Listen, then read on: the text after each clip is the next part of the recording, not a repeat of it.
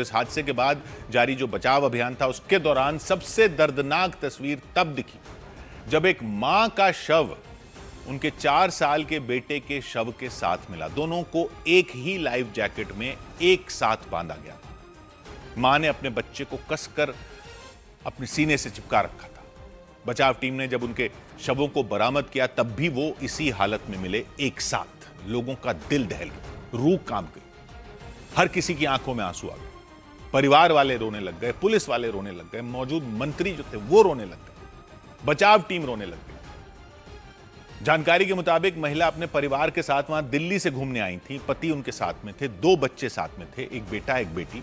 सभी उसी cruise boat पर सवार थे, लेकिन वो डूब गए। इसके बाद उनके पति और बेटी को एसडीआरएफ की टीम ने किसी तरह बचा लिया, लेकिन क्रूज बोट के साथ महिला भी बरगी डैम में डूब गई अपने 4 साल के बच्चे के साथ।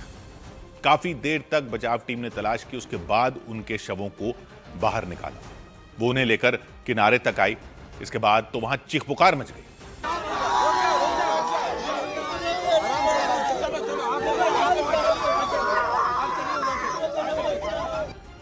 मां और बेटे के शवों ने सबको झकझोर कर रख दिया। किनारे खड़े परिवार वाले जोर जोर से रोने लग गए।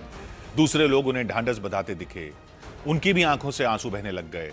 पीछे ही राज्य के मंत्री राकेश सिंह खड़े थे। उन्होंने कुछ देर तक तो खुद को संभाले रखा, लेकिन बाद में वो भी ये तस्वीर देखकर अपने आंसू नहीं रोक पाए। एक मां और उनके बेटे के शवों को देखकर उनकी भी आंखों से आंसू बहने लग गए। उसी हालत में वो वहां से थोड़ी दूर जाकर खड़े हो गए। बचाव टीम अपने काम में जुटी रही। टीम के जवानों ने बताया जब वो लोगों को बचाने के लिए पानी के अंदर गए तब उन्होंने महिला का शव देखा, लेकिन जब उन्होंने उनके शव को डूबी हुई क्रूज बोट से बाहर निकालना चाहा तब उनका शव आसानी से बाहर नहीं निकल पा रहा था। बाद में उन्होंने देखा कि महिला ने अपने बच्चे को कसकर पकड़ रखा था। ऐसा लगा जैसे उन्होंने आखिरी पल तक अपने बच्चे को बचाने की जंग लड़ी। तो हम देख के हैरान हो गए अंदर कि भाई लेडीज को खींचे तो पहली बात तो लेडीज उस पे से आ नहीं रहे। हम देखा क्यों नहीं आ रहे, तो देखा तो उसके हाथ में सिमट के एक बच्चा पड़ा था। तो हम उसको खींच रहे, लेकिन उसकी पकड़ अपने बच्चे से हिल नहीं रही थी। मां और बेटे दोनों के शव एक दूसरे से इस कदर जुड़े हुए थे कि उन्हें अलग करना भी मुश्किल हो गया। इस बीच हादसे के वक्त क्रूज बोट में सवार कुछ लोगों ने आरोप लगाया कि बोट के डूबने से पहले ही चालक दल के सदस्य खुद ही कूद गए थे। वो अपनी जान बचाने के लिए पहले ही बोट से छलांग लगा चुके थे।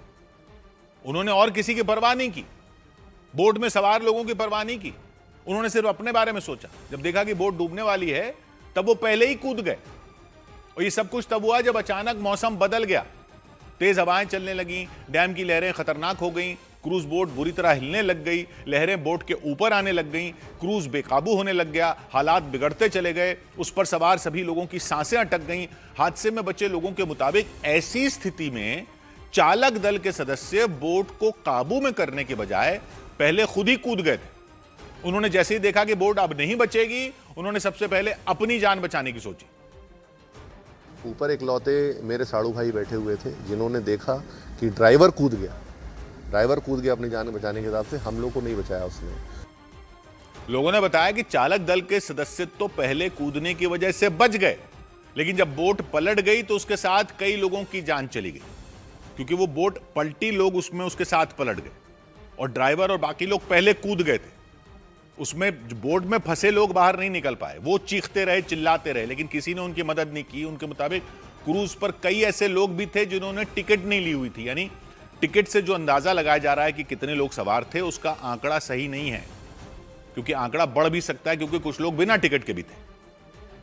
जिस हिसाब से अभी बताया जा रहा है, लोगों का कहना है कि यहाँ पे कुछ टिकट की भी बात आ रही, कुछ बेटिकट भी उसमें थे, तो उसकी संख्या भी बढ़ सकती है। तो लोग जो बोट में थे वो बता रहे हैं जब लोग डैम में डूबने लग गए तब आसपास के कुछ लोग मदद के लिए आए। उन्होंने अपनी जान की परवाह किए बिना कई लोगों की जान भी बचाई। खराब मौसम के बावजूद वो पानी में उतरे, कई लोगों को खींचकर डैम के किनारे तक ले गए। इसके कारण कई लोगों की जान बच सकी। और जबलपुर में हुए क्रूज हादसे के बाद इस पर फिर राजनीति भी शुरू हो गई। कांग्रेस ने इसके लिए राज्य सरकार को जिम्मेदार ठहराया, प्रशासन को जिम्मेदार ठहराया। दिग्विजय सिंह ने सरकार से पूछा कि जब मौसम विभाग ने अलर्ट जारी कर दिया था कि मौसम खराब होने वाला है, तब भी क्रूज चल क्यों रहा था, किसके आदेश पर चल रहा था, किसकी लापरवाही थी, इसकी अच्छी तरह से जांच करवाई जाए। उनके इन आरोपों पर मुख्यमंत्री मोहन यादव ने भरोसा दिया कि सरकार घटना से बहुत दुखी है, इसकी पूरी जांच करवाएगी, दोषियों को छोड़ा नहीं जाएगा, उन पर कड़ी कार्रवाई की जाएगी।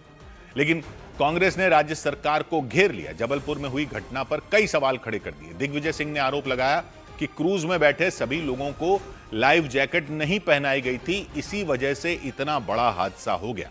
उनके मुताबिक मौसम विभाग के अलर्ट को नजरअंदाज किया गया, इसी वजह से इतना बड़ा हादसा हो गया।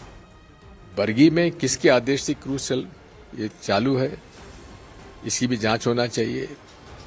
मौसम विभाग ने मना किया था कि आप इसमें ये क्रूज पर मत ले जाइए।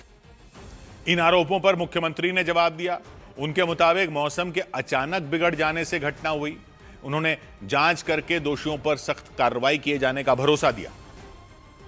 हमने उस पर अपनी जांच बिठा दी है, जांच का हम इंतजार भी करेंगे, लेकिन ऐसे दुखद हादसे से मन को भी बहुत कठिन और मन दुखी भी है।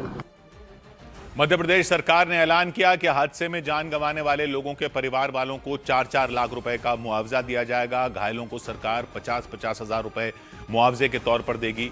मोहन यादव ने इस बात का भी ऐलान किया कि सरकार उन जवानों को भी सम्मानित करेगी जो राहत और बचाव के काम में शामिल रहे। उन्होंने उनकी तारीफ की कि बचाव टीम के जवानों ने अपनी जान जोखिम में डालकर कई लोगों को मौत के मुंह से निकाला, इसलिए सरकार 15 अगस्त को उनका सम्मान करेगी। इस बीच प्रधानमंत्री नरेंद्र मोदी ने भी घटना पर दुख जताया। सोशल मीडिया के जरिए उन्होंने हादसे में मारे गए लोगों के प्रति संवेदना जाहिर की। घोषणा की कि केंद्र सरकार प्रधानमंत्री राष्ट्रीय राहत कोष से 2-2 लाख का मुआवजा उन लोगों के घर वालों को देगी जिनकी मौत इस हादसे में हो गई।